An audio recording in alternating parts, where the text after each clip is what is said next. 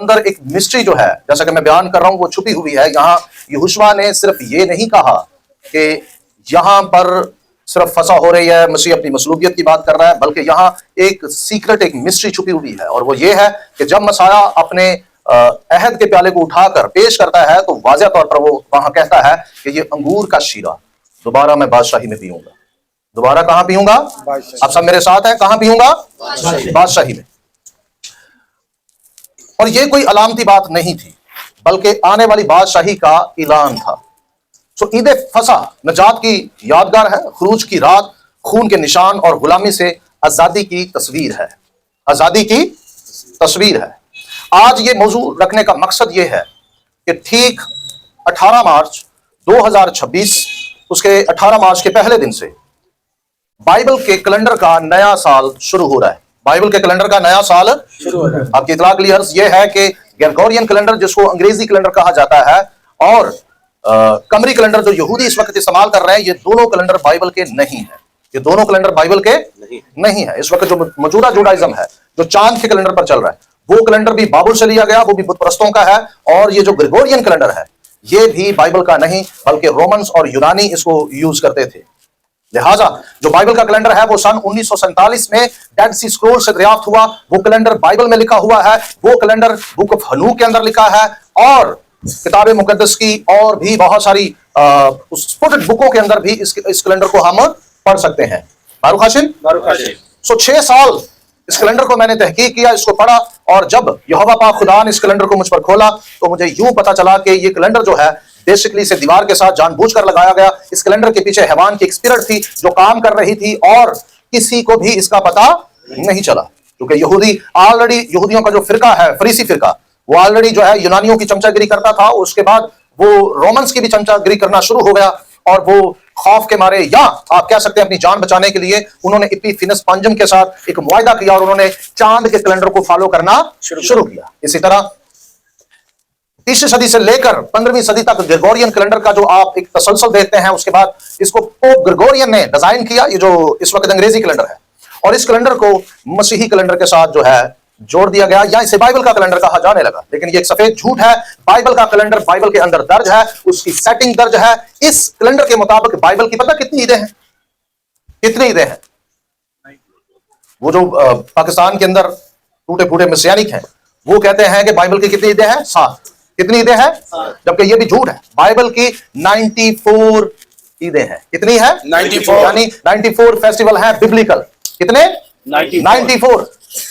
Bible की जो Bible का तकवीयम है, यानी जो बाइबल का कैलेंडर है, उसके मुताबिक बिल्कुल सेटअप वो नहीं जो इस वक्त हम अपनी कौम के अंदर देख रहे हैं, या जिसे जूडाइज्म फॉलो कर रहा है। मिसाल के तौर पर जूडाइज्म साल में एक दफा ईद पेंतिकोस्त मनाता है, और पाकिस्तान में भी हमारी मसीही कौम, या इंडिया के अंदर, यहां तक कि पूरी दुनिया में ईद पेंतिकोस्त साल में एक बार मनाई जाती है। लेकिन बाइबल का यह सिलसिला नहीं है। बाइबल को जब आप बगौर पढ़ते हैं तो पता चलता है कि बाइबल की जो ईद पेंतिकोस्त है, वो साल में कितनी दफा आती है? 3 बार। पहले फलों की ईदें 4 दफा आती हैं।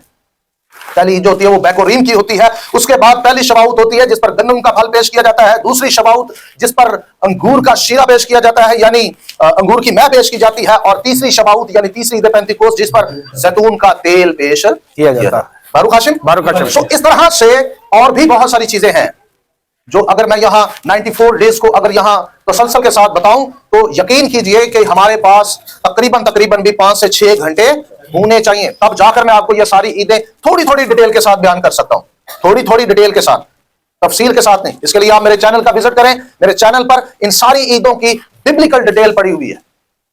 इस चैनल पर आपको हर वो बात मिलेगी जिसकी तलाश आप करना चाहते हैं, या जिसकी तलाश में आप थे। बारूक हाशिम। सो आज हम एक मिस्ट्री ढूंढने जा रहे हैं, एक मिस्ट्री को खोलने जा रहे हैं, आप सबके सामने रखने जा रहे हैं। पंजाबी च कहंदे ने अकना नहीं ते थकना नहीं, तो जब थक जाओ तो मैंने 10 लगे चकना नहीं। ठीक है जी, तो फिर हम क्या करेंगे? क्लोज कर देंगे। बारूक हाशिम, तो आप सब कलाम से प्यार करते हैं? अपने हाथ दिखाकर इजहार कर सकते हैं।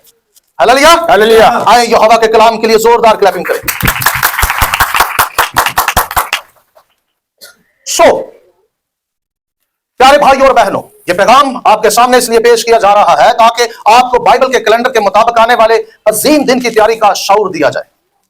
ईद फसा इस साल यानी 2026 में 21 मार्च रोज मंगल की शाम से शुरू हो रही है, जो बाइबल की ईद है, जिस पर मसीह मसलूब हुआ, जिस पर मसीह मसलूब हुआ। मसीह जुम्मे को मसलूब हरगिज नहीं हुआ, बल्कि मसीह बरोज बुध और पहले महीने की 14 तारीख को बाइबल के कैलेंडर के मुताबिक वो मसलूब हुआ और 3 दिन 3 रातें गिनने के बाद वो मुर्दों में से जी उठा। Hallelujah hallelujah. सो और अगले ही दिन 14 तारीख से ठीक अगले दिन ईद फतीर का आगाज होगा, यानी 31 मार्च के बाद जो 1 अप्रैल है, 1 अप्रैल में ईद फतीर होगी। अगर आज 18 जनवरी 2026 है तो इस दिन से लेकर 31 मार्च तक 2026 तक कुल 93 डेज बनते हैं, सॉरी 73 डेज। कितने? 73। ये 73 डेज हमारे पास एक रूहानी व शमसी कैलकुलेशन के मुताबिक है, एक वक्त की मुद्दत है जिसमें हम अपने दिलो दिमाग और अपने रूहानी जिंदगी को मसीह की आमद और ईद फसा के लिए तैयार कर सकते हैं। फारूक हाशिम। सो सबसे पहले मैं आपको यह बता दूं कि जो अशार रूहानी है वो हर हफ्ते नहीं हो सकती, हर महीने भी नहीं हो सकती। ईद फसा पर ही सिर्फ अशार रूहानी हो सकती है। सबसे पहले हमारी मसीही कलीसिया के अंदर यह नक्शा बिगड़ गया। कुछ लोग दावा करते हैं कि यहोशुआ ने कहा मेरी यादगारी में, जब भी मेरी यादगारी में, सो लफ्ज जब को पकड़कर पूरे कॉन्टेक्स्ट को, पूरी तालीम को, पूरे नक्शे को बिगाड़ दिया गया, जबकि वहां पर लिखा है कि मेरी यादगारी में तुम क्या किया करो, यही किया करो। सवाल यह पैदा होता है कि मसीह वहां क्या कर रहे थे? आप सबका जवाब, मसीह वहां क्या कर रहे थे? ईद फसा। और ईद फसा कब आती है? पहले महीने की 14 तारीख बरोज बुध। और बरोज बुध कब शुरू होता है? हमारे यहां मंगल की शाम जब शुरू होती है तो बाइबल का बुध शुरू हो जाता है, बाइबल का बुध शुरू हो जाता है। आसान जुबान में मंगल की शाम से लेकर बुध की शाम तक जो है वो 14 तारीख होती है बाइबल के कैलेंडर के मुताबिक, पहले महीने की 14 तारीख के दिन। सो वो फसा का दिन होता है पूरा का पूरा। सो रूहानी जिंदगी को हमने तैयार करना है, और तैयारी कैसे होती है आज मैं आपको बताने जा रहा हूं।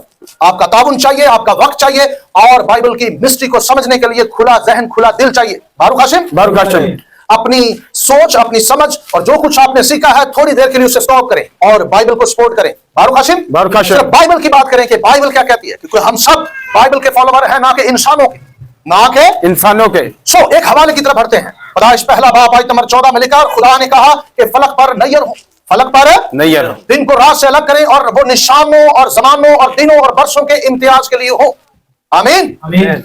सो अक्सर लोग कहते हैं कि बाइबल की ईदों का निजाम बुजुर्ग मूसा से शुरू हुआ, लेकिन यह तालीम गलत है और बिदती है, क्योंकि ऐसा नहीं है,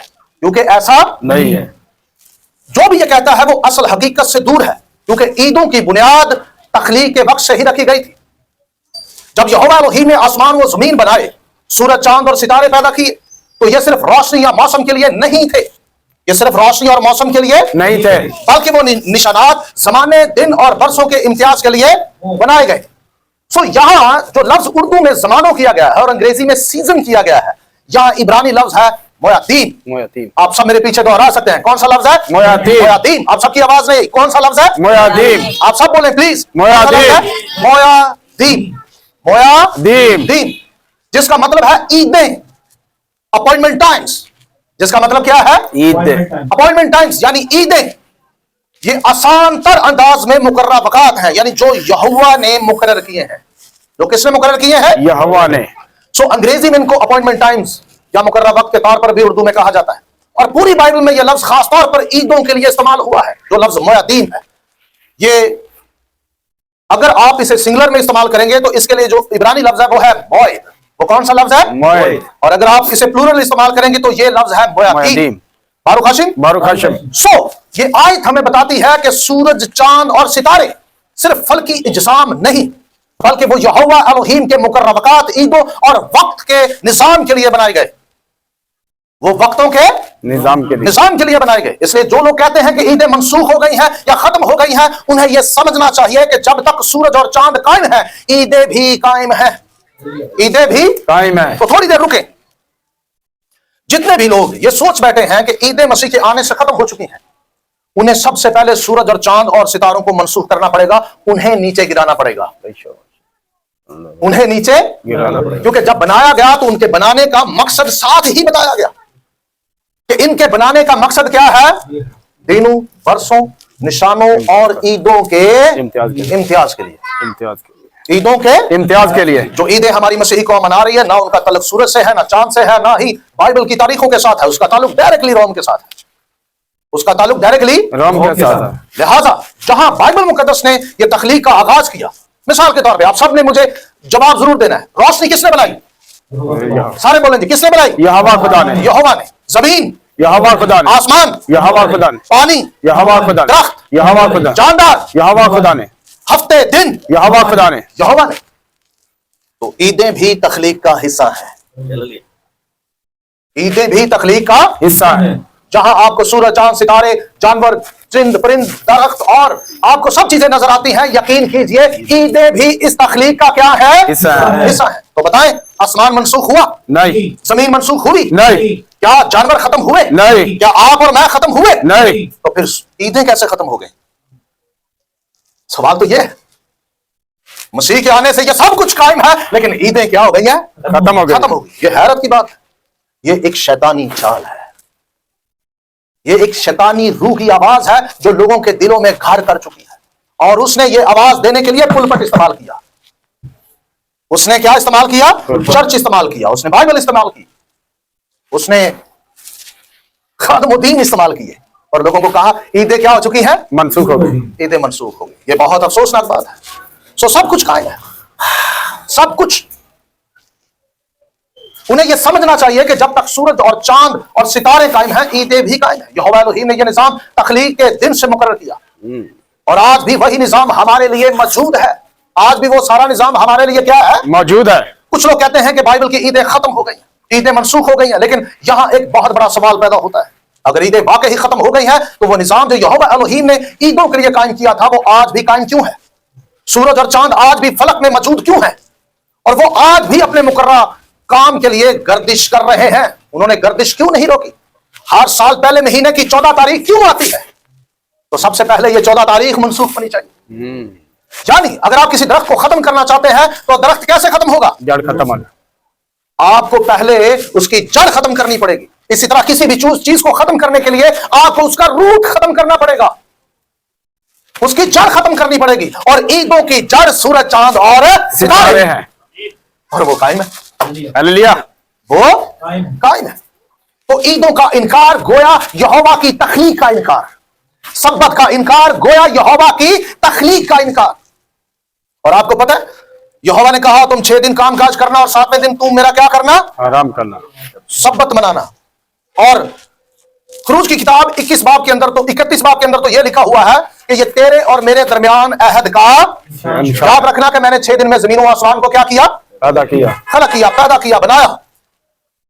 तो इस बात का ये तेरे और मेरे दरमियान क्या है? अहद है। अहद है। तो सब्बत किस चीज का अहद है? यानी हमारे और खुदा के दरमियान ये अहद है कि हम यहोवा को खालिक मानते हैं, हम यहोवा को क्या करते हैं? खालिक। जब हम 7वें दिन सब्बत मना रहे होते हैं, तो इस बात का इकरार कर रहे होते हैं कि यहोवा ही इस कायनात का खालिक है, यहोवा ही इस कायनात का क्या है? खालिक है। खालिक है।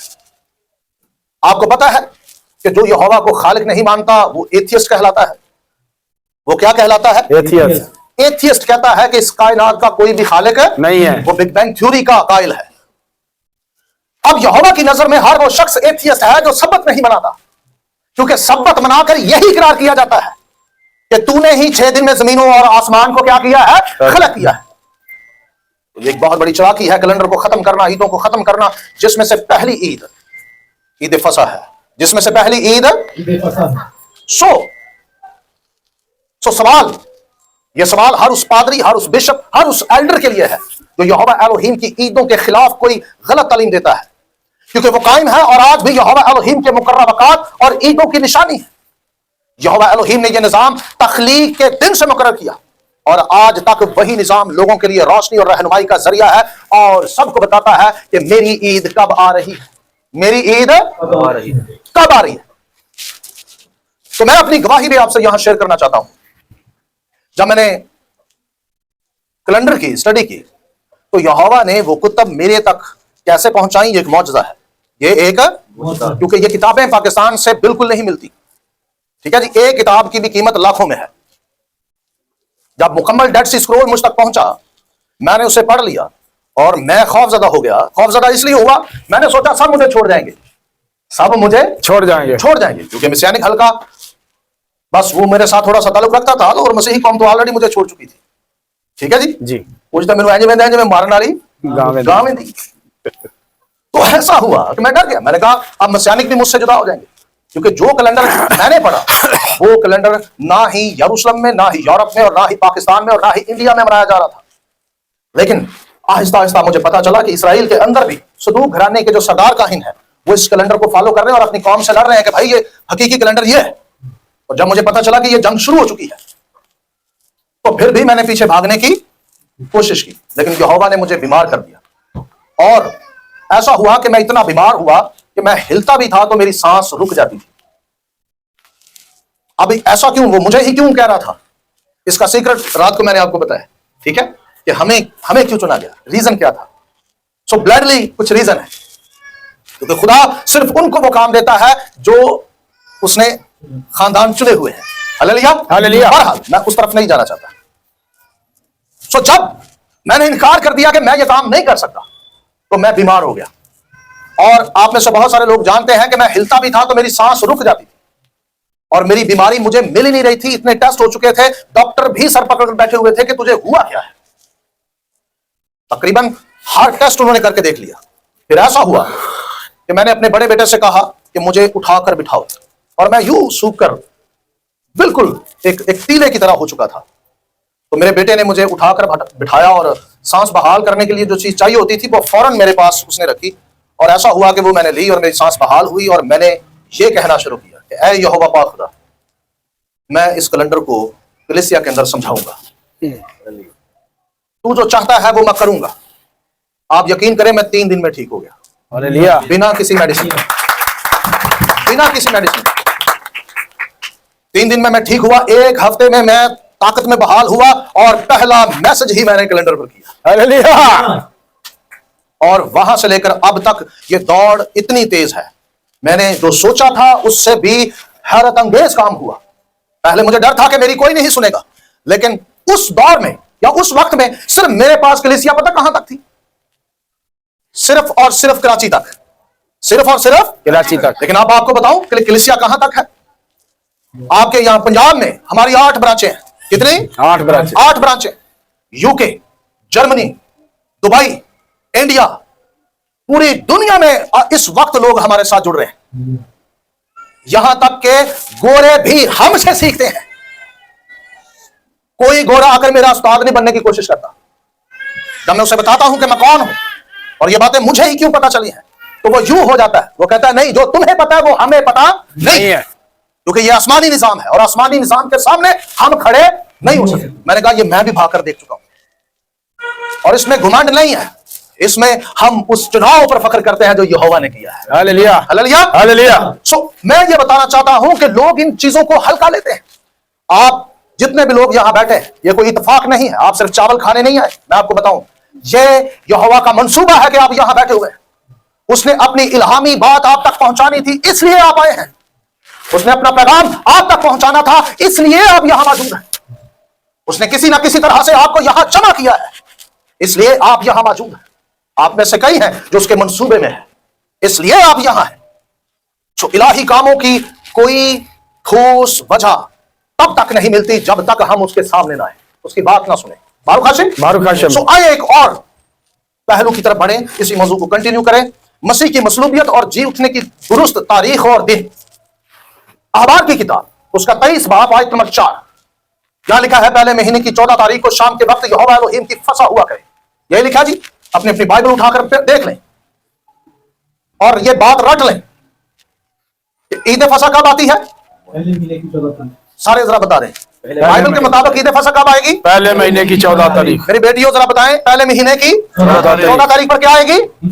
हाँ जी भाइयों, कब आएगी? पहले महीने की 14। ये रट लें, ये रट लें, अपनी डायरी पर लिख लें। जब भूले तो डायरी की तरफ देख लीजिएगा। सो ये हवाला हमें याद दिलाता है कि फसा की बुनियाद बाइबल के कैलेंडर के मुताबिक है, और ये मसीह की मसलूबियत और जी उठने के वक्त के साथ मरबूत है। हम नोट करें कि ईद फसा पहले महीने की 14 तारीख पर मनाई जाती है। यही तारीख बनी इसराइल के लिए नजात और यहोवा एलोहीम की रहनुमाई का निशान बनी। और यही वो दिन था जब यहोशुआ हमाशियाह ने अपनी जान कुर्बान की ताकि हम सबके गुनाहों की माफी मुमकिन हो। सो इस साल जैसा कि मैंने आपको बताया 2026 में ईद फसा पहले महीने की 14 तारीख के मुताबिक 31 मार्च बरोज मंगल की शाम से शुरू हो रही है। ये हमारा जो इस वक्त जो ग्रेगोरियन कैलेंडर है, जब यहां मार्च या अप्रैल आता है तो तब बाइबल के कैलेंडर में पहला मंथ होता है। तब बाइबल के कैलेंडर में कौन सा मंथ होता है? पहला मंथ होता है। सो ये वक्त हमें याद दिलाता है कि यहोवा एलोहीम की मनसूबाबंदी हमेशा दुरुस्त और हर इंसान के लिए मुकर्रर शुदा है। यही वो दिन है जब हम मसीह की कुर्बानी और 3 दिन और 3 रात के बाद क़यामत का जश्न मनाते हैं, यानी मसीह के जी उठने की ईद, और अपनी रूहानी जिंदगी को उसके आकाम और मोहब्बत के मुताबिक ताजा करते हैं। सो नोट कर लें, ईद फसा हमेशा पहले महीने की 14 तारीख को मनाई जाती थी। सो बाइबल के कैलेंडर के मुताबिक ये अहम नोट है ताकि आप अपने जहन को तैयार करें और समझ रखें कि जब जब हमने यहां आना है तो एक मिस्ट्री खुलेगी। जब जब हम 14 पर आएंगे तो एक क्या होगी? मिनिस्ट्री खुलेगी। मिनिस्ट्री नहीं, मिस्ट्री। क्या खुलेगी? मिस्ट्री खुलेगी। बारूक हाशिम। सो बाइबल में ईद फसा का निजाम कब और किस दिन मुकर्रर हुआ? अब हम जरा अनाजील की तरफ आते हैं। मेरे साथ यूहन्ना की अंजील 19 बाब आयत नंबर 13 और 14 इसकी तिलावत कीजिए। यूहन्ना की अंजील उसका 19 बाब आयत नंबर 13 और 14। खुदावंद के जिंदगी बख्शनाम में यूं हुक्म है, पिलातुस की बातें सुनकर यीशु को बाहर लाया और उस जगह जो चबूतरा और अब्रानी में गबता कहलाती है तख्ते अदालत पर बैठा। ये फसह की तैयारी का दिन और 6 घंटे के करीब था। फिर उसने यहूदियों से कहा, देखो ये है तुम्हारा बादशाह। आमीन। आमीन। ये देखें, यहोशुआ हमाशियाह जिस दिन मसलूब हुआ वो दिन ईद फसा का था। वो दिन कौन सा था? ईद फसा का। ईद फसा कब आती है? पहले महीने की 14 तारीख। सबकी आवाज नहीं आई। पहले महीने की 14 तारीख। बारूक हाशिम। तो मसीह किस दिन मसलूब हुआ? पहले महीने की 14 तारीख। बाइबल के कैलेंडर के मुताबिक वो पहले महीने की 14 तारीख को मसलूब हुआ। आगे बढ़ते हैं। तो अब मैं हमेशा आपको बार बार ये तारीख याद दिलाता रहूंगा। जैसा मैंने आपको बताया था कि पहले महीने की 14 तारीख को ईद फसा होती है। अहबार की किताब उसके 23 की 4-5 आयत में ये आपने पढ़ा। सो अहबार की किताब में 23 बाब की आयत नंबर 4 और 5 में एक लफ्ज लिखा है इब्रानी का। उर्दू में ये लिखा हुआ है मुकद्दस मजमा। उर्दू में क्या लिखा है? यानी इस ईद में मुकद्दस मजमा हो। खुदावंद की ईदों में क्या हो? मुकद्दस मजमा हो। लेकिन इब्रानी में ये लफ्ज है कादोश मिकरा। कौन सा लफ्ज है? कादोश मिकरा।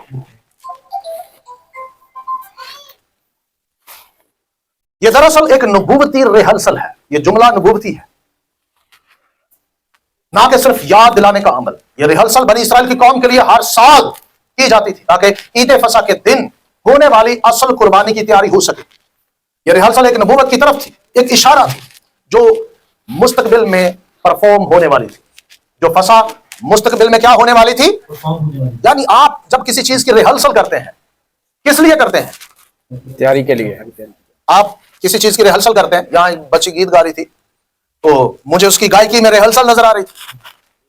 उसने रिहर्सल की हुई है, यानी उसके सुर पक्के थे। तो आज उसने यहां रिहर्सल की या परफॉर्म की? उसने परफॉर्म किया। तो ये रिहर्सल नहीं थी, ये परफॉर्मेंस थी।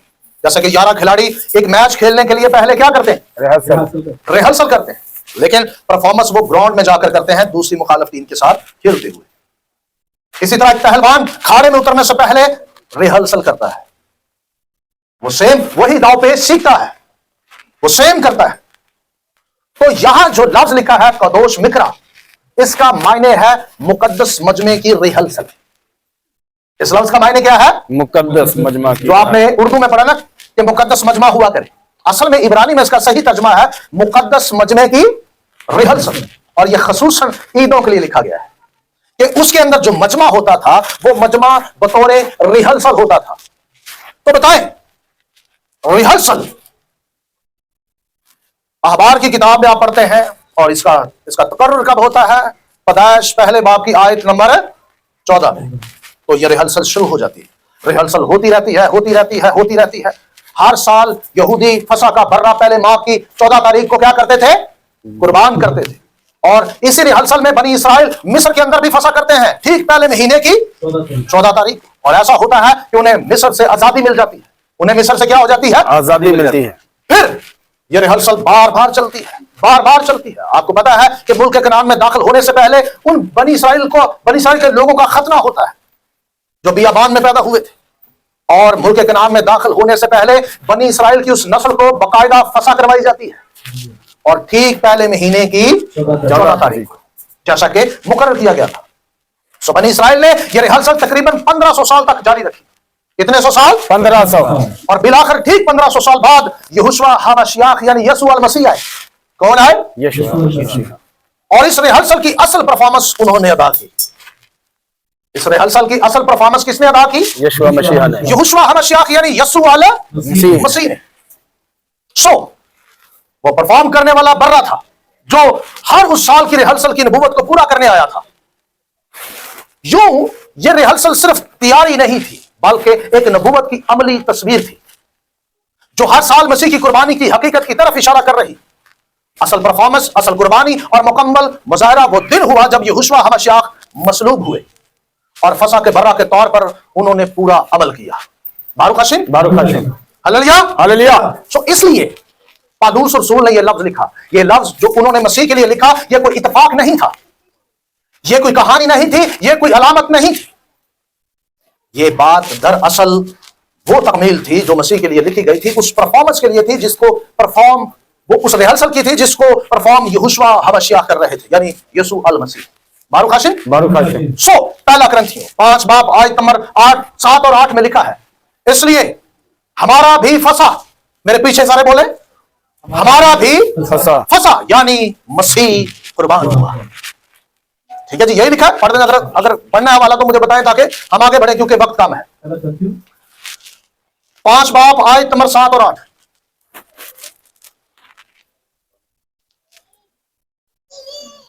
पुराना खून निकालकर अपने आप को पाक कर लो ताकि ताजा गूंदा हुआ आटा बन जाओ। चुनाचे तुम बेकमीर हो क्योंकि हमारा भी फसा यानी मसीह कुर्बान हुआ। आमीन, आमीन। तो यहोशुआ हमाशियाह को पालूस रसूल कहता है कि वो फसा का बर्रा है।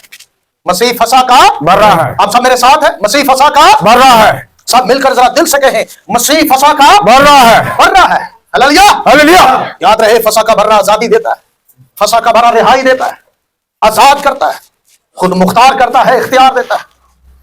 लेकिन सवाल यह पैदा होता है कि पलूस ने यहोशुआ हमाशियाह को फसा का बर्रा क्यों कहा?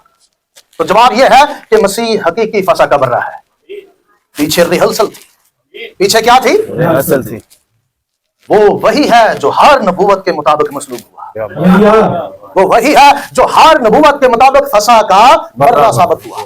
तो पलूस रसूल ने जब यहोशुआ हमाशियाह को फसा का बर्रा कहा तो उसमें सिर्फ एक अलामत या याद दहानी नहीं थी बल्कि उसमें फसा के बर्रा की तमाम निशानियां समाई हुई थी। Hallelujah, hallelujah. अब हम आते हैं और देखते हैं कि वो कौन कौन सी निशानियां हैं जो हकीकी फसा के बर्रा में पाई जाती हैं और कैसे ये मसीह की कुर्बानी के साथ मुताबिकत रखती हैं। ये निशानियां हमें बताती हैं कि मसीह ने हर एक पहलू में नबूवत को पूरा किया। हर जुज, हर अमल, हर वाकया जिसको बनी इसराइल की ईद फसा में दिखाया गया और अमल किया जाता था, वो आज यहोशुआ हमाशियाह की कुर्बानी में हम पूरा होता हुआ देख रहे हैं। Hallelujah, hallelujah. तो आए हम गौर से देखें कि ये हकीकी फसा का बर्रा किस तरह नबूवत और कुर्बानी और नजात के हर पहलू को अपने अंदर रखता है। यह हवाला खरूज की किताब उसके 12 बाब आयत नंबर 1 तक 6 से है जो मैं आपको बताने जा रहा हूं, और यही वो बुनियादी मतन है जिस पर ईद फसा की पूरी इलाही साख्त खड़ी हुई है। इलाही साख्त इस पर क्या है? खड़ी हुई है। अब इसकी तशरीह की इसकी जो तशरीह करने जा रहे हैं वो हैरत अंगेज होगी और हो सकता है आप में से बहुत सारे लोगों के लिए पहली बार हो। यहां सबसे पहले यहोवा एलोहीम ने वक्त की नई तरतीब कायम की और फरमाया कि यह महीना तुम्हारे महीनों के लिए आगाज होगा, यह शुरू होगा, यह साल का पहला महीना होगा। नजात के साथ ही कैलेंडर शुरू होता है। गुलामी से आजादी ही की वक्त की असल इब्तिदा। फिर यह हुक्म दिया गया कि पहले महीने के 10वें दिन हर घर आने के लिए एक बर्रा लिया जाए। मुझे यही लिखा है? हाँ जी, यही लिखा जी, अपने बाइबल से निकाल कर पढ़ लें बेशक। यहां लिखा है कि हर घराने के पीछे फसा के लिए 10वीं तारीख को, पहले महीने की 10 तारीख को क्या लिया जाए? एक बर्रा लिया जाए नफरी के शुमार के मुताबिक। यानी कुर्बानी का बर्रा ईद फसा से ठीक 4 दिन पहले मुंतखब किया जाए। जब आप 10वें दिन लेंगे तो ये कितने दिन पहले आप ले रहे हैं फसा से? 4 दिन पहले। कितने दिन पहले? 4 दिन। क्योंकि फसा कब आती है? पहले महीने की 14 तारीख। तो जब आप 10वीं तारीख को बर्रा लेंगे तो ये 4 दिन पहले का एक नक्शा है। ये 4 दिन कोई इत्तेफाकी नहीं, बल्कि एक नबवी वक्फा है, बल्कि एक नबवी नबूवती वक्फा है, एक जांच का वक्त, एक मुआयने का जमाना, ताकि देखा जाए कि बर्रा वाकई ही बेऐब है या नहीं। क्योंकि 10 तारीख को यह देखा जाता था बर्रा लेते हुए कि बर्रा बेऐब होना चाहिए। बर्रा क्या होना चाहिए? बेऐब होना चाहिए। ये बर्रा बेऐब होना चाहिए, यकसाला नर होना लाजम था, यानी उसमें कोई नक्स, कोई कमजोरी, कोई दाग ना हो। फिर इसी पहले महीने की 14वीं तारीख तक महफूज रखा जाता था और शाम के वक्त पूरी जमात उसे ज़िबा करती थी। ऐसा ही है जी? ऐसा ही है जी। ये सिर्फ एक रस्म नहीं थी, बल्कि एक नबवी रिहर्सल थी, एक नबवी रिहर्सल थी। हर साल, हर नस्ल, हर सदी में यही अमल दोहराया जाता रहा, ताकि एक दिन असल फसा का बर्रा आए। यहोवा एलोहीम ने इब्तिदा ही से यह नक्शा खींच दिया था कि नजात खून के बगैर नहीं और नजात बेऐब कुर्बानी के बगैर नहीं। बस यहां हम साफ देखते हैं कि फसा का बर्रा पहले मुंतखब होता है, फिर जांचा जाता है और फिर ऐन पहले महीने की 14 तारीख को कुर्बान किया जाता है। यही तरतीब बाद में हम अनजील में मसीह की मसलूबियत को समझने की बुनियाद रखते हैं और उसे समझते हैं, और ये सारी चीज मसीह की कुर्बानी में हमें नजर आती है। तो आए मैं आपको दिखाता हूं कि उसने 10 तारीख को क्या किया। Hallelujah, hallelujah. आप सब रेडी हैं 10 तारीख में जाने के लिए? Yes। तो आए 10 तारीख को देखते हैं उसने क्या किया। यहोशुआ हमश्याह फसा से 6 रोज पहले बैतनिया में आया, जहां लाजर था जिसे यहोशुआ ने मुर्दों में से जलाया। आप यूहन्ना की इंजील उसके पहले बाब की आयत नंबर 12 पढ़ सकते हैं, 12वें बाब की पहली आयत। ये रोज यहोशुआ हमश्याह के अंदर एक नबवी ताल्लुक रखता है। सो 6 रोज, ये जरा हवाला पढ़ दें प्लीज, ताकि सब यूहन्ना की इंजील उसका 12 बाब उसकी पहली आयत। फिर यीशु फसह के 6 रोज पहले बैतनिय्याह में आया, जहां लाजर था जिसे यीशु ने मुर्दों में से जलाया। कितने रोज पहले? 6 दिन। सब मेरी तरफ देखें बच्चों प्लीज, बारूक हाशिम। कितने रोज पहले? 6 दिन। कितने रोज पहले? 6 दिन। और किससे पहले? फसा से पहले। 6 रोज पहले। फसा कब आती है? पहले महीने की 14 तारीख।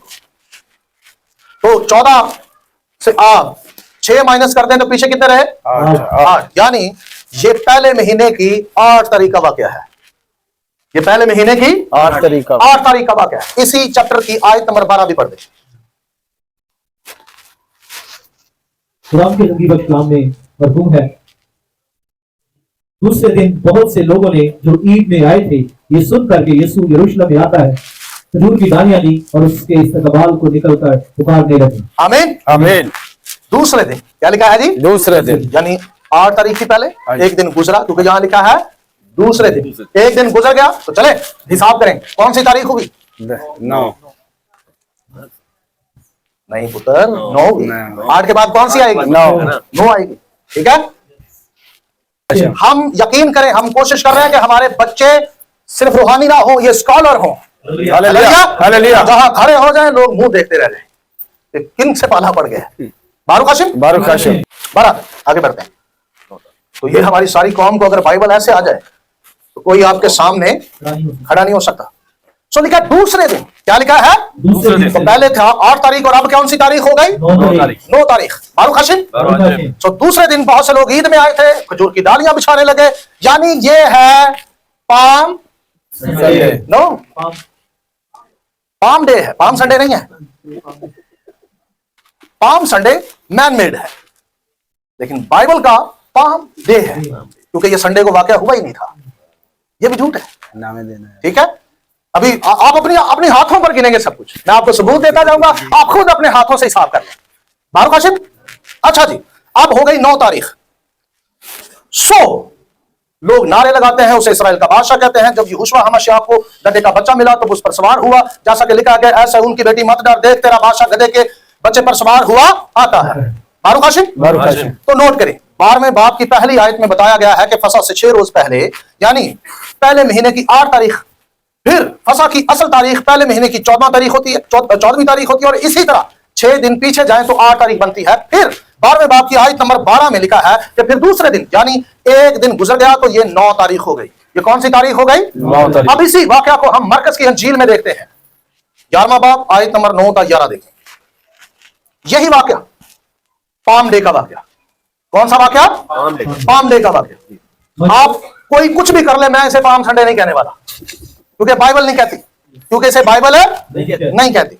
ये हमने खुद ही बना बनू दिया और बस वो की कहते कि दड़ा मड़ा सब मिक्स कर दी, खिचड़ी बन गई। ठीक है, तो खिचड़ी, मैं खिचड़ी को नहीं मानता, मैं मानता हूं लिखी हुई बात को। बारूक हाशिम, हम कितने लोग हैं जो बाइबल को फॉलो करते हैं? इस किताब को कितने लोग फॉलो करते हैं? उन्हें कहना पूछ लेना इधर मार सकते हो?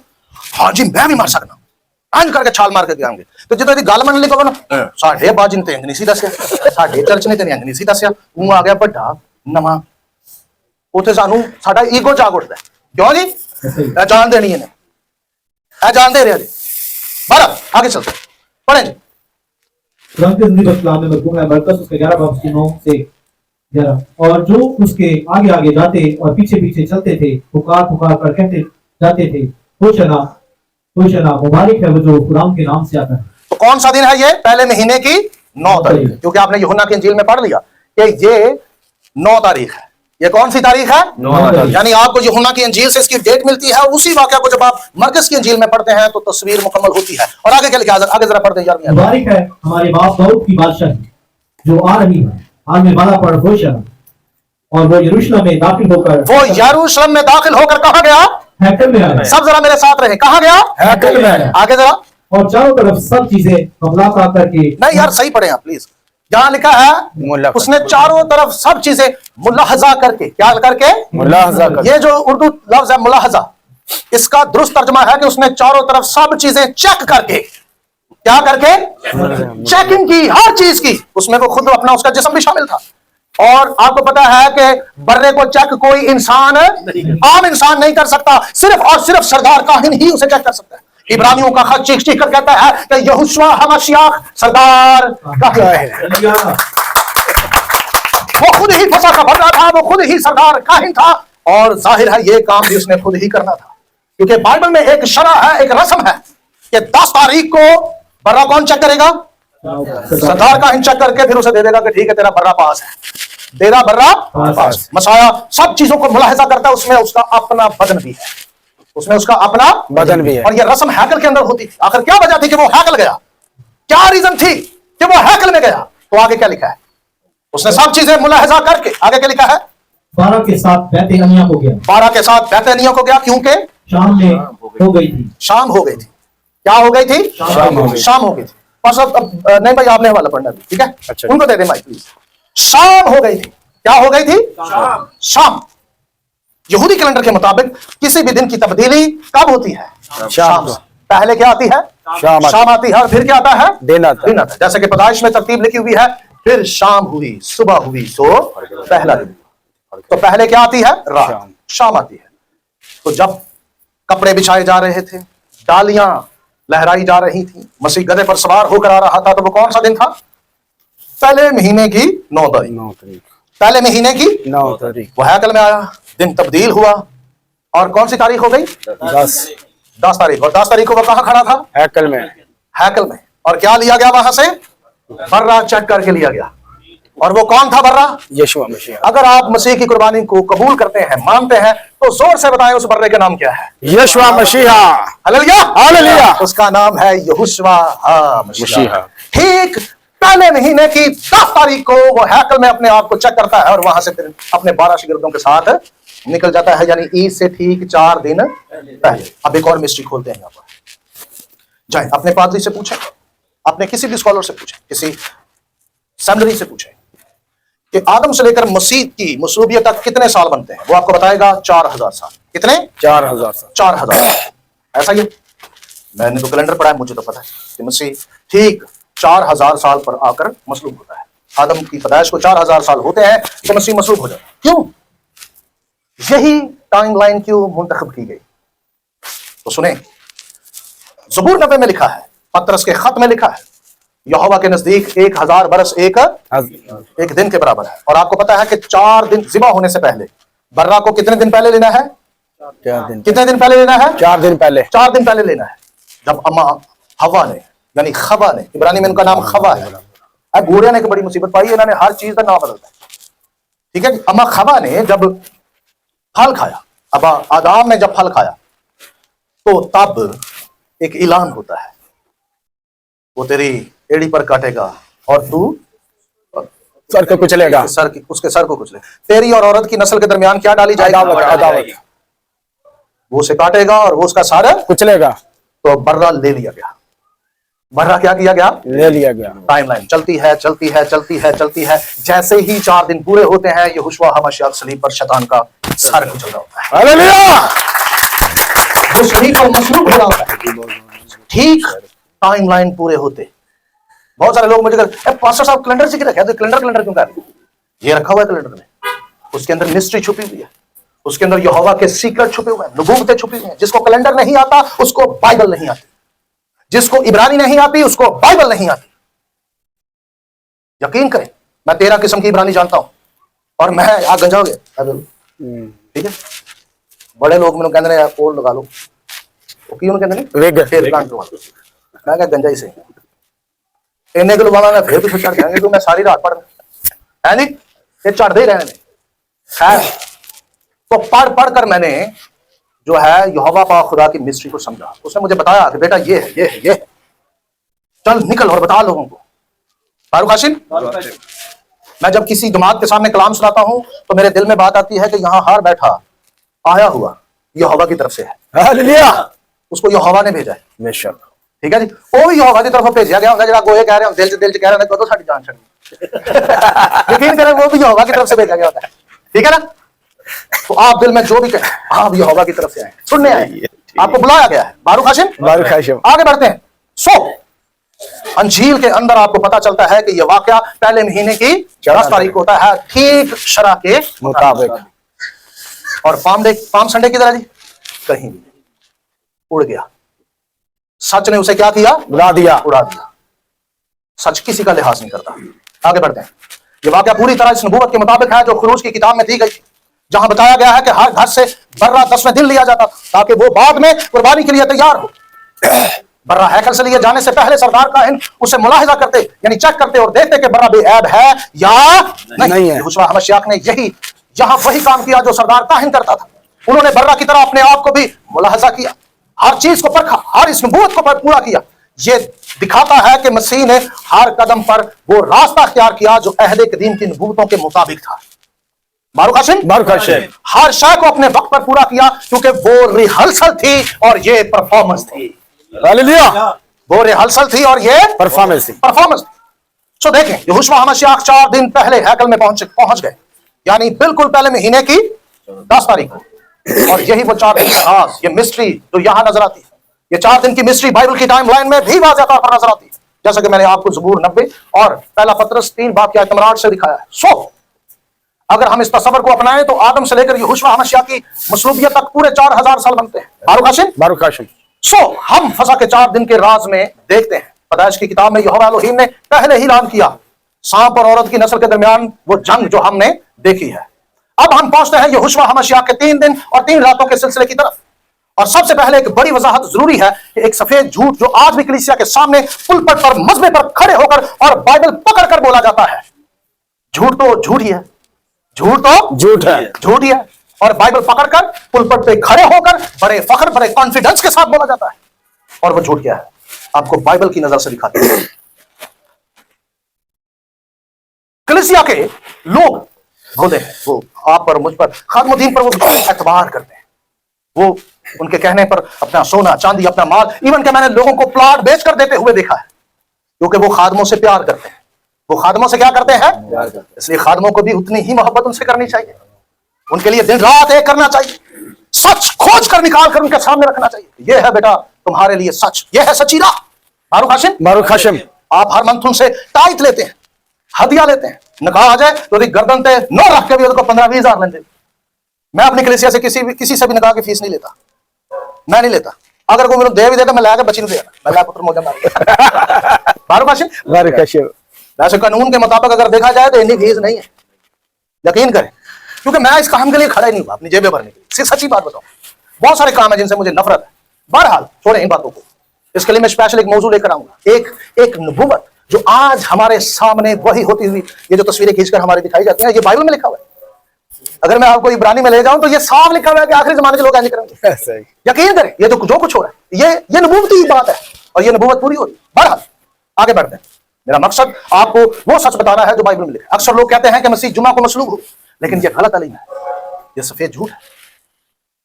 असल हकीकत यह है कि यहोशू हमेशा जुमे को नहीं बल्कि बुध के दिन मसलूब हुए।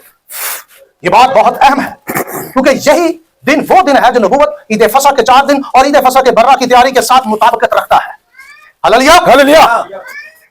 यह समझना जरूरी है कि बाइबल के तमाम अदाद शुमार, कैलेंडर और निशानात इस बात की तस्दीक करते हैं कि मसलूबियत का दिन जुमा नहीं बल्कि बुध था।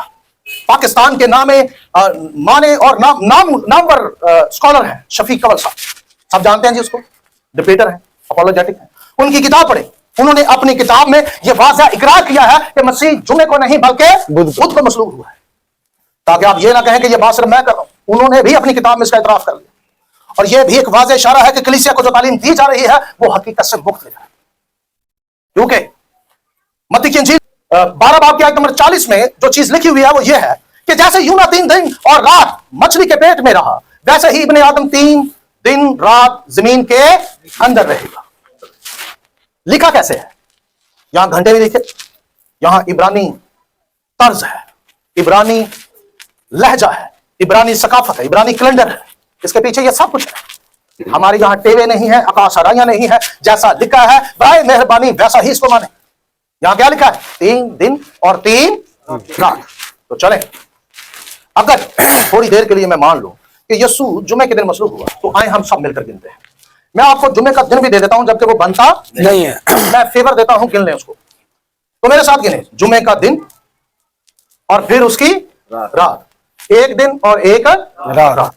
ठीक है, आप सब गिन रहे हैं मेरे साथ? जुमे का दिन और जुमे की रात, एक दिन और एक रात। फिर आ जाता है जी आगे हफ्ता, हफ्ते का दिन और हफ्ते की रात। बकौल कलीसिया की, जबकि ऐसा नहीं है कि यीशु मसीह सुबह सुबह कब्र में से जी उठा।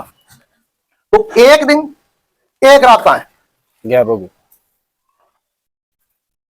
आप सब बताएं, यीशु मसीह झूठ बोल सकता है? नहीं।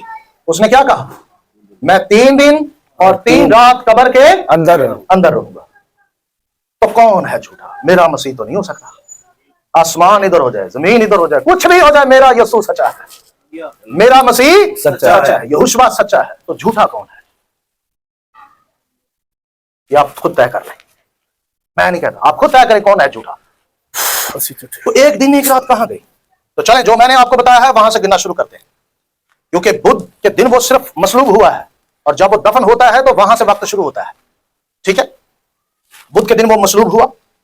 अब यहां से शुरू करते हैं, क्योंकि आपको पता लगता है कि हफ्ते के पहले रोज पर वो मुर्दों में से जी उठा। तो वहां से आप पीछे भी जाएं तो भी आप बुध पर पहुंचते हैं, और वहां से आगे जाएं तो भी आप कहां पहुंचते हैं? बुध पर पहुंचते हैं।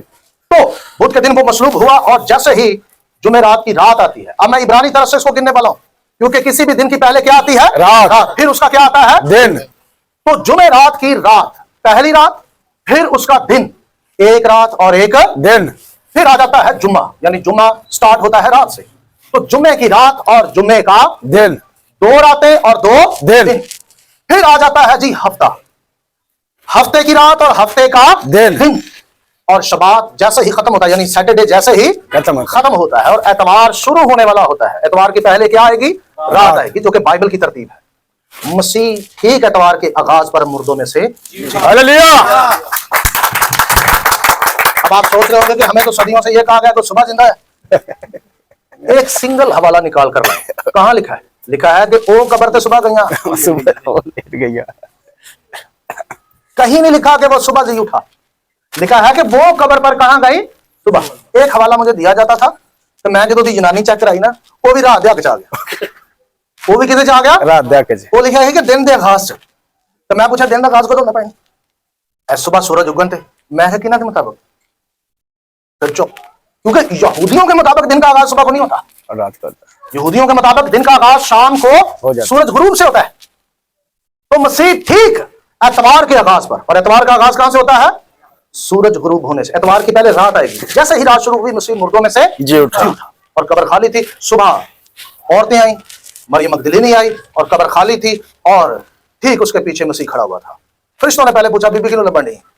उन्हें कहा जी मैं अपने निजात देना लबड़ी। उन्हें कहा तो जी उठे अपने कहने के मुताबिक। किसके मुताबिक?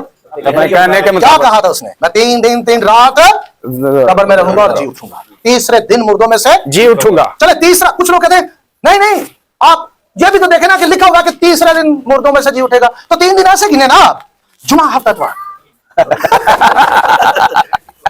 जुमा हफ्ता इतवार। मुझसे बहुत सारे लोगों ने जिद की, तो चले यार ये जरा आप पढ़ कर दिखाएं पैदाइश से नक्शा, आपके पास नक्शा मौजूद है बाइबल में से, दिखाएं जी, पास्टर साहब को दें जरा पैदाइश की किताब निकाल कर। हमने 3 दिन, जो 6 दिन इब्तिदाई है ना, वहां से हमने 3 दिन देखना है कैसे बयान होगा। ठीक है, जरा आप सब जरा गौर से सुनिएगा। हाँ हाँ, दिन गिने आपने, जैसे उस दिन पहले गिनाए थे मैंने, याद है ये जी। हवाला बताते जाइएगा लोगों को साथ साथ। पैदाइश की किताब उसका पहला बाब पहली आयत से चंद आयत की तलावत करेंगे, जिनमें दिनों का बताया गया है। और 3 आयत से, और खुदा ने कहा कि रोशनी हो जा, और रोशनी हो गई। और खुदा ने देखा कि रोशनी अच्छी है, और खुदा ने रोशनी को तारीकी से जुदा किया। और खुदा ने रोशनी को तो दिन कहा, और तारीकी को रात। और शाम हुई और सुबह हुई, सो पहला दिन हुआ। शाम हुई सो सुबह हुई, सो पहला दिन हुआ। चले दूसरा दिन पढ़े। पहला दिन हो गया जी, पहले दिन में क्या आ रहा है, दिन और रात। आगे चले 8वीं आयत फिर। 8वीं आयत। और खुदा ने फिजा को आसमान कहा, और शाम हुई और सुबह हुई, सो दूसरा दिन हुआ। इसमें भी रात और दिन शामिल हो गए।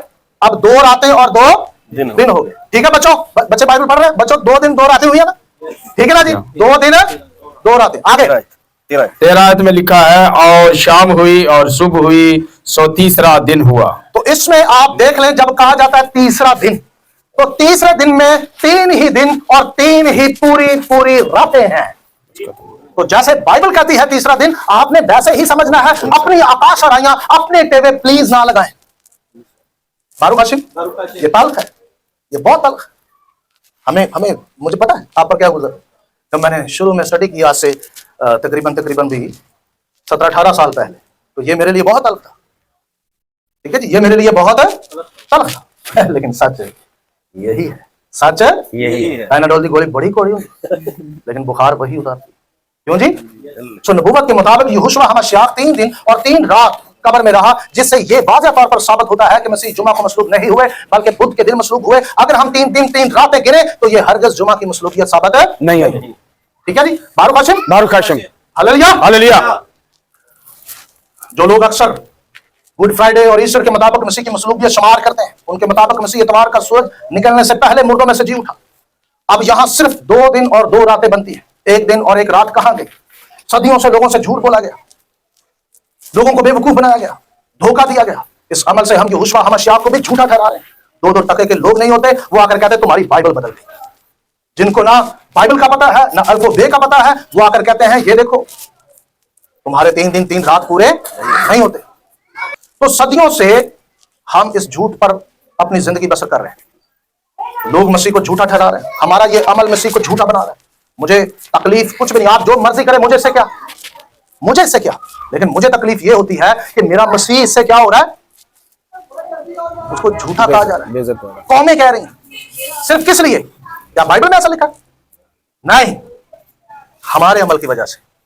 बाइबल में जो लिखा है सच लिखा है। Hallelujah hallelujah. बाइबल में जो लिखा है हकीकत लिखी है। आप आगे बढ़ते हैं, लेकिन हमारा अमल, हमारी गलत तालीम, मसीह की सच्चाई और नबूवत के साथ ये खेल हो रहा है, और इससे मसीह की नबूवत झूठी साबित हो रही है, जबकि ऐसा नहीं है। अब हम जैसा कि बुध से देख चुके हैं, ये बिल्कुल पूरा उतरता है। बारूक हाशिम, तो अब हम आगे बढ़ते हैं। अब हम वापस चलते हैं उस तरफ जहां हमने मत्ती की अंजील 26 बाब से हवाला लिया था, जिसमें अंगूर के शीरे का जिक्र आया, जिसमें अंगूर के शीरे का जिक्र आया। यह हवाला हमें बताता है कि यहोशू ने कहा, अंगूर का यह शीरा फिर कभी ना पीऊंगा, जब तक कि तुम्हारे साथ अपने बाप की बादशाही में नया ना पीऊं। Hallelujah hallelujah. अब हम देखते हैं कि इस ईद फसा का ताल्लुक 1000 साल बादशाही के साथ क्या है। अंगूर का शीरा, अंगूर का शीरा, अंगूर का शीरा। मिसाल के तौर पे एक हवाला है, पौलुस कहता है शरीयत गुनाह की क्या करवाती है? पहचान, यानी मुकम्मल मालूमात देती है। क्या देती है? मुकम्मल मालूमात। पहले बताएं, अम्मा हवा ने और अब्बा आदम ने कौन सा फल खाया था? उन्हें पता है, तो चले यकीन करें, एक बड़ा तबका जिनको नहीं पता, लेकिन दावा है बाइबल का कि शरीयत गुनाह की क्या करवाती है? पहचान। यानी आपको हर गुनाह का पता दिया गया है। लेकिन अलमिया यह है कि पहले गुनाह का किसी को नहीं पता। यह हैरत अंगेज है। कि पहले गुनाह का ही किसी को नहीं पता। मेरी एक वीडियो है यूट्यूब पर, सुफियान बीएम यूट्यूब चैनल को आप सर्च करें, वहां पर आप जाएं, वहां लिखें कि आदम और हवा ने कौन सा फल खाया था। एविडेंस के साथ मैंने बताया है कि ये फल कौन सा था, ये फल कौन सा। बहरहाल बादशाही इसी से शुरू होगी, इसी से बादशाही खत्म हुई थी। Hallelujah, hallelujah. इसी से खत्म हुई और इसी से शुरू होगी। और वहीं उसी जगह, वहीं से खत्म हुई थी बादशाही, फिर उसी जगह से शुरू होगी। और ये भी मैंने बताया अपनी वीडियोस के अंदर कि बागे अदन कहां था, उसके बिब्लिकल और ज्योग्राफी एविडेंस दिए हैं। मैंने दरख्तों की लोकेशन भी बताई थी कि नेकोबत की पहचान का दरख्त कहां है और हयात के दरख्त की लोकेशन कहां है। बहरहाल, तो अब हम देखते हैं कि इस ईद फसा का ताल्लुक 1000 साल बादशाही के साथ क्या है। ये वाज़ेह है कि यहोशुआ ने, यीशु ने जहां एक मुस्तकबिल की पेशगोई की है, यानी ये ना सिर्फ ईद फसा का वाकया है बल्कि इसके जरिए मसीह की आमद और बादशाही का ऐलान भी हो रहा है। यह हमें याद दिलाता है कि ईद फसा का हर पहलू, हर रस्म, हर कुर्बानी महज तारीखी वाकया नहीं बल्कि एक नबूवत का हिस्सा है जो 1000 साल बादशाही के आगाज की तरफ इशारा करती है, या वहां तक हमें ले जाती है। जरा रुकें, इसका मतलब क्या हुआ कि ईद फसा मनसूख नहीं। अगर हुई होती तो क्या मसीह ये कहता कि मैं दोबारा बादशाही में आकर ये करूंगा? नहीं। Hallelujah, hallelujah, hallelujah. हालेलुया। क्या मसीह गलत हो सकते? नहीं। वो तो कह रहे हैं कि ये दोबारा होगा, लेकिन उस वक्त जब बादशाही का आगाज होगा, मैं तुम्हारे साथ करूंगा। ये नहीं कह रहा, वो कह रहा कि तुसी भी स्टॉप कर दो, कोई भी नहीं करेगा। वो कह रहा कि मैं फिर तुम्हारे साथ करूंगा क्योंकि मैं जा रहा हूं, मैं जा रहा हूं, आसमान पर जा रहा हूं। तो यहां ये हमें याद दिलाता है कि ईद फसा हमें मसीह की बादशाही के लिए क्या करती है? तैयार। तो आपसे सवाल है, आपको मालूम होना चाहिए कि 1700 साल से हमारी कौम ने ईद फसा को नहीं मनाया। जब यहोशुआ मसीह आखिरी ईद फसा मना रहे थे तो उन्होंने ईमानदारों के तमाम ग्रोहों से मुखातब होकर कहा, अब मैं उस वक्त ये शीरा तुम्हारे साथ पीऊंगा जब मैं बादशाही करने होगा, जब मैं। तो इसका मतलब वाज़ेह है कि ईमानदारों के लिए ईद फसा मनाना मसीह की याद में जरूरी है। पौलुस रसूल ने भी कहा कि हमें फसा मनानी चाहिए, हमें फसा मनानी चाहिए। और यहोशुआ मसीह ने फरमाया मेरी याद में यही करना। क्या? फसा, क्योंकि वो क्या कर रहे थे? फसा का फसा। और फसा साल में एक बार आती है, फसा साल में एक बार। दूसरी दफा वो मना सकता है दूसरे की 14 में जिन्होंने पहले की 14 में नहीं की, और उसके कुछ रीजन होते हैं। बहरहाल यहां ये बात समझें कि इसका मतलब गुड फ्राइडे या ईस्टर की रस्म नहीं थी, क्योंकि यहोशुआ मसीह असल ईद फसा मना रहे थे। मगर आज कलीसिया 1700 साल से इस ईद से महरूम है। वो इंसानी रवायात के तहत चल रही है और यहोवा एलोहीम की आमद और बादशाही की तैयारी नहीं कर रही। उनको लगता है कि तबला कुट के, बाजा बजा के, गीत गा के मैं तैयारी कर रहे हैं। नो, बाइबल कहती है फसा करो, तुम कर रहे होगे, फिर मैं बादशाही में आकर तुम्हारे साथ शरीक हूं। Hallelujah, hallelujah, hallelujah. ये है तैयारी, ये है दुल्हन की तैयारी। चलो एक और बात बताता हूं। आपको पता है यहूदी निकाह कैसे होता है? जब मैं कराची में निकाह पढ़ता हूं तो बड़ी दूर दूर से लोग निकाह देखने आते हैं, क्योंकि वो सब जानते हैं कि हम निकाह कैसे करते हैं। खास खुसूसन लड़कियां आती कि हमने निकाह देखना है।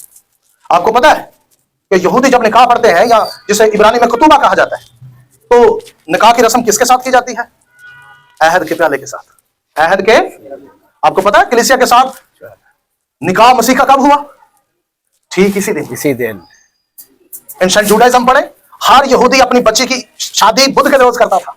किस रोज करता था? बुध के रोज। आपको पता है जिस दिन मसीह ने कलीसिया के साथ अहद माना उस दिन भी बुध था। Hallelujah, hallelujah. उसने प्याला उठाया। आपको पता दूल्हा कहता है मेरा ये अहद तेरे साथ है, तू इसमें से पी। फिर वो दुल्हन लेती है और वो कहती है कि मैं तेरे अहद में शरीक हूं, मैं तेरे अहद में शरीक। फिर वो उसे पीती है, फिर वो उसे पीने के बाद कहती है कि मेरा भी अहद तेरे साथ है। फिर दूल्हा पकड़ता है और उसे पीता है और कहता है हाँ मैं तेरे अहद में शरीक हूं। फिर वो मियां बीवी बन जाते हैं। हालेलुया। फिर वो क्या बन जाते हैं? हालेलुया। आपको पता है मसीह कह रहा है दोबारा आकर पीऊंगा, दोबारा आकर पीऊंगा। क्यों? वहां सिर्फ शागिर्दों ने पिया, उसने नहीं पिया। उसने क्यों नहीं पिया? क्योंकि ये तय होना भी बाकी है कि उसकी दुल्हन कौन है, उनके साथ वो बैठकर पिएगा। ज़बूर 50 पहली आयत में क्या लिखा है? उन सबको मेरे हुजूर जमा करो। लिखा है आग उसके आगे आगे होगी और शरीरों को भस्म करती जाएगी, और उन सबको मेरे हुजूर जमा करो जिन्होंने कुर्बानी के जरिए मुझसे अहद बांधा है। सिर्फ वो जाएंगे और उनके हाथों से वो प्याला पिएगा और साबित कर देगा कि ये है मेरी दुल्हन। Hallelujah, hallelujah, hallelujah, hallelujah. दुल्हन के साथ बैठेगा वो। दूजा कुआ गए, निकल तू, कौन तू, कौन है तू, निकल। यहोशुआ हमशायाह दुल्हा है, कलीसिया दुल्हन है। बारूक हाशिम, बारूक हाशिम। सो आप देखें, आपसे सवाल है, क्या आपकी टेबल पर हर साल ईद फसह सजी होती है या सिर्फ गुड फ्राइडे मनाया जाता है? अफसोस से कहना पड़ता है कि आज घरों, कॉलोनियों और चर्चेस में यहोवा एलोहीम की आमद की तैयारी नजर नहीं आ रही। बाइबल के मुताबिक तैयारी यही है कि हम ईद फसह मनाएं। रसूलों ने भी कहा, आओ हम फसह करें, आओ हम क्या करें, फसा करें। इसका मतलब है कि हमें यहोशुआ की आमद तक फसह मनानी है। बारूक हाशिम, बारूक हाशिम। वो आने वाला है और हमारे साथ फसह करेगा। और यह भी याद रखिए कि यहूदी और मसीहानिक जब ईद फसह मनाते हैं तो आखिर में वो कहते हैं कि अगली फसह यरूशलेम में यहोशुआ के साथ हो सकता है कि हम मनाएं। हालेलुया। वो उम्मीद लगाते हैं। बारूक हाशिम, बारूक हाशिम। तो आखिर में कहते हैं कि अगली फसह यरूशलेम में हो सकता है कि क्या की जाए, मना सकते हैं। सो ये वाकया हर साल होता है, या कुछ साल की तारीख मुख्तलिफ हो, लेकिन वो हर साल ईद फसह के इख्तिताम पर अगली फसह की उम्मीद के साथ तैयार रहते हैं। वो सोचते हैं कि इस फसह पर अगर ऐसा नहीं हुआ तो हो सकता है अगली फसह पर हो सकता है अगली फसल। यहां हमने लाहौर में फसह की, कितने लोगों ने हमारे साथ फसह की थी जब हमने लाहौर में फसह की थी? काफी हाथ खड़े हुए, शुक्र है यहोशुआ का। तो हमने एंड में ये कहा था जी, बारूक हाशिम, बारूक हाशिम। लेशना हबा हा यरूशलेम। बारूक हाशिम, बारूक हाशिम। तो अब देखें, यहां पहले ईद फसह का जिक्र किया गया, फिर वाज़िया किया गया कि यहोवा एलोहीम ने अहद किया है। इस अहद का मकसद यह था कि ईद फसह के हर पहलू में ईमानदार, खालिस और मुकम्मल रहे, हर चीज मुकर्रर वक्त पर की जाए और कोई भी किस्त या कुर्बानी बगैर इजाजत ना की जाए। यह हवाला हमें बताता है कि ईद फसह महज एक रस्म नहीं बल्कि एक अहद है, बल्कि एक अहद है। यहोवा एलोहीम ने इस अहद के जरिए ईमानदारों से वादा लिया कि वो मुकर्रर वक्त और तरीके के मुताबिक उसकी इबादत करेंगे। मुझे बताएं मेरे भाइयों और बहनों, मबूद की इबादत कैसे करनी चाहिए? जैसे मबूद कहे या जैसे आबद कहे? जैसे माबूद कहे। मबूद की इबादत मबूद के कहने पर करनी चाहिए और उसके कह बताए हुए तरीके पर करनी चाहिए। लेकिन यहां बदकिस्मती से मामला उलट है। मबूद ने इबादत करने के लिए कहा, लेकिन तरीका हमारा है। मबूद के बताए हुए तरीके खत्म, मनसूख और खत्म कर दिए गए। हसद, नफरत, कलीसिया के टूटने का खतरा, चंदा जाने का खतरा, दायकी खत्म होने का खतरा, ये सारे खतरे सर पर मंडला रहे होते हैं और झूठ पर झूठ, झूठ पर झूठ सुनाते जा रहे होते हैं। तो अब हम देखें कि यहोशुआ हमशायाह ने अंगूर का शीरा लिया और अहद किया, तो हम समझते हैं कि यह खुद मसीह की तरफ से दोबारा अहद की तजदीद है। बारूक हाशिम, बारूक हाशिम। गिनती की किताब 9 की 5 था 6 में भी हदायत है, 13 तक पढ़ ले बेशक। वहां लिखा फसा मोइन वक्त पर हो, ना आगे ना पीछे। ये जो लोग कहते हैं कभी कदों भी फसा हो सकती है, ये बाइबल में मना है। बाइबल में लिखा है मोइन वक्त पर। कब? मोइन वक्त पर फंसा हो, ना आगे ना पीछे। और जो मुकर्रर वक्त पर नहीं करेगा, वहां वाज़िह तौर पर लिखा कि उसका गुनाह उसके सर पर होगा।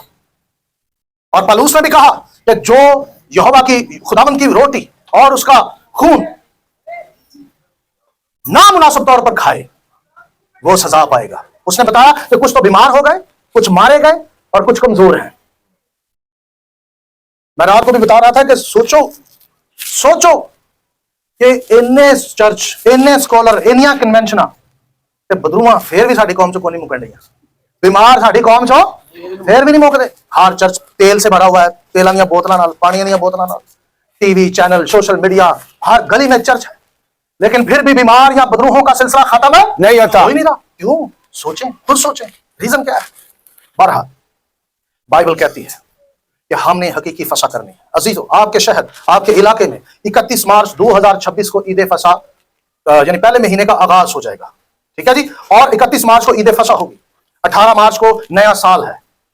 मैं चाहता हूं कि आप बाइबल की तरफ मूव करें। मैं ये नहीं कह रहा आप मेरी मिनिस्ट्री में, आप जहां भी हैं वहीं रहें, लेकिन अपने पास्टर को, अपने चर्च लीडर को दरख्वास्त करें। मैं भी उनसे रिक्वेस्ट करता हूं, ये देखें मेरे हाथों की तरफ।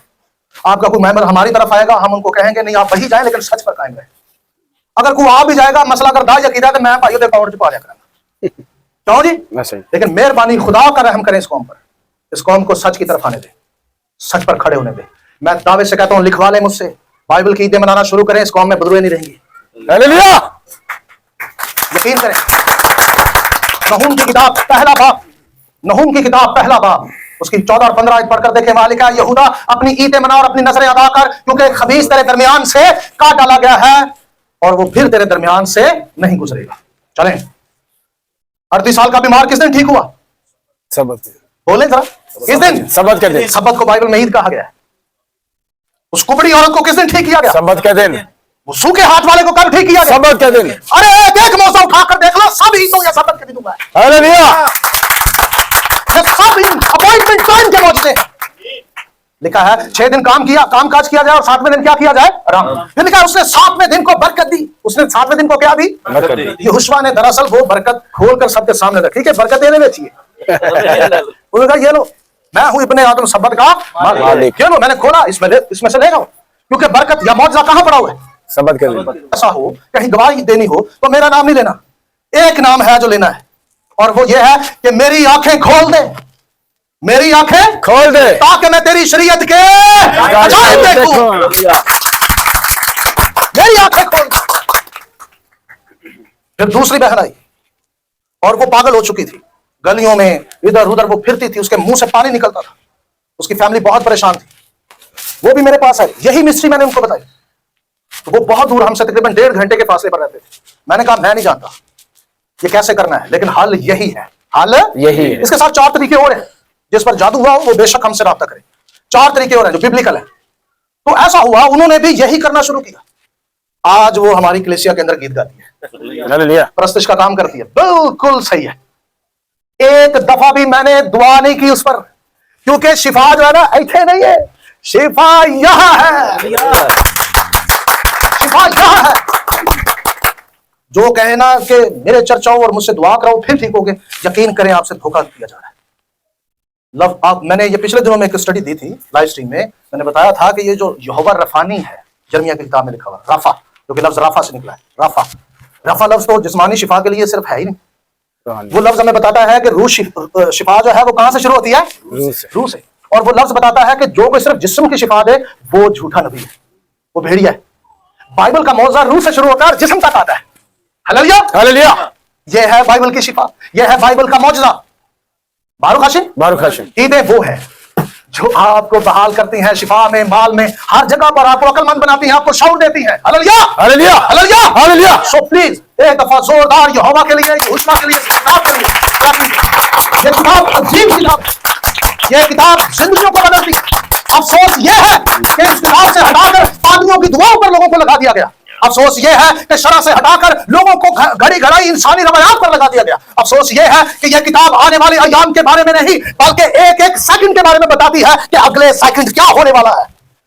अफसोस ये है कि लोगों को इस किताब से दूर किया गया, एक रटी रटाई मैन मेड मसीहत दिखाई गई, असल मसीहत को छुपा दिया गया। यहोवा पाक खुदा आप सबको बरकत दे और यहोवा पाक खुदा के कलाम में आपको हमेशा वो कायम रखे। बारूक हाशिम, शलोम।